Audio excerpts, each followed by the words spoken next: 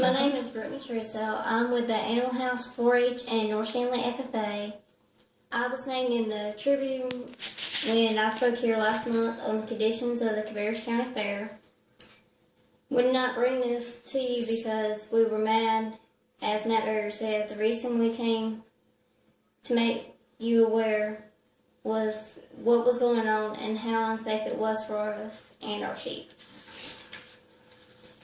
Thank you, Commissioners, for having us today.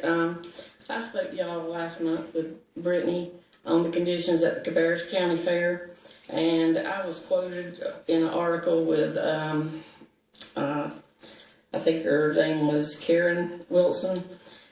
She said that she had interviewed Matt Berger and she'd interviewed Kate Sharp. And numerous times, both of them said that we were just complaining because our sheep had to follow the cows and that this was a state law and that the law requires them to follow that. After talking to Dr. Marshall, the state vet from NC State University, Kevin Hardison, the county fair coordinator, and Neil Bowman with the NCDA and CS, there's no such law. They can make recommendations sometime. I think there was a thing in Washington, D.C. where some sheep had contracted something and it went to the cows. And this is in Washington, D.C. And this is, kind of an isolated incident.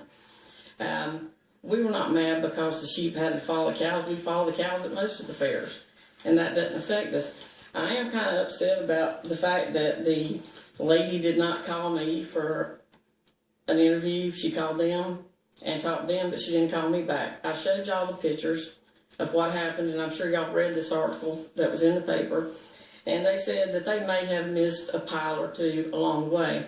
There were 3 days. It was, I think the last cow showed on Thursday, and we were there on Saturday. There was plenty of time to clean this up, and instead they just kept piling on straw, and as a matter of fact, he says down here, when it was brought to their attention, they brought more straw out and piled it on top of it. This is an unsafe condition for kids, and there were people, the gates weren't being manned to go in between the restricted area where the livestock was, not for petting. There were gates there, but they weren't manned, so everybody was coming through and going, both ways. The reason I complain about stuff like this, number one, is my kids are out-of-pocket money, a total of about $1,500 that these kids will never get back. I've got 3 of them that will not be able to show next year because they can't get a sheep. I'll try to get them sponsors to buy them sheep, but that's, it's all water under the bridge now.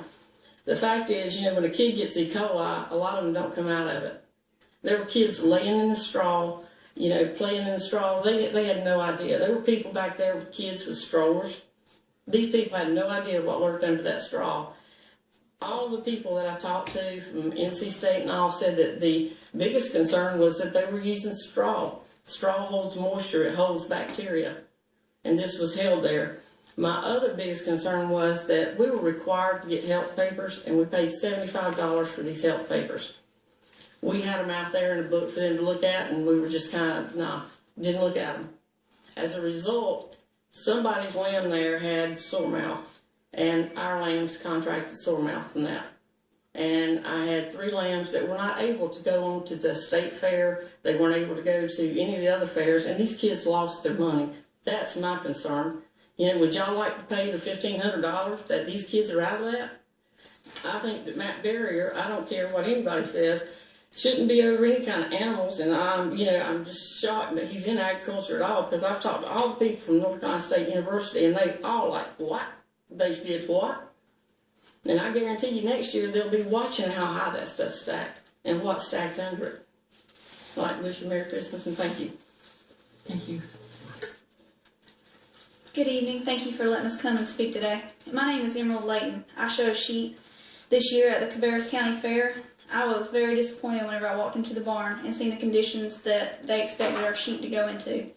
My team and I spent a lot of time cleaning the pens that our sheep were to go into. And in result of that, we didn't have time to prepare ourselves or our sheep for the show. I was not comfortable with having my sheep in the area. Even after we cleaned it, it had not been disinfected. And I wasn't comfortable with my own well-being in the area. In our agriculture classes, we are taught the importance of disinfecting the areas before another animal comes in and just common basic safety procedures that need to take place before other animals are brought into something like that. I was shocked that they allowed us to come in there. I was shocked they allowed the animals to come in and the public.